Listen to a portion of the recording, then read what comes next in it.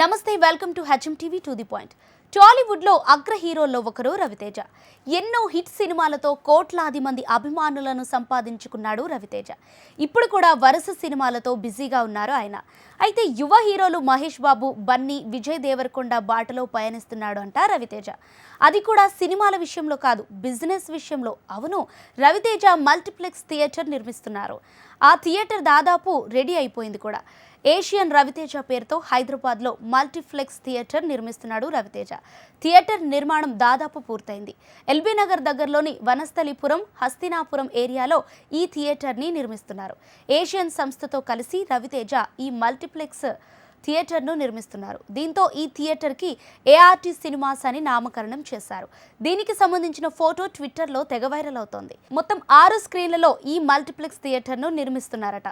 ఈ ఏడాదిలోనే ఏషియన్ రవితేజ ప్రారంభం కానున్నట్లు సమాచారం. అయితే దీని గురించి మాస్ మహారాజా రవితేజ త్వరలోనే అఫీషియల్ ఇన్ఫర్మేషన్ అభిమానులతో షేర్ చేసుకుంటారని సన్నిహితులు చెబుతున్నారు.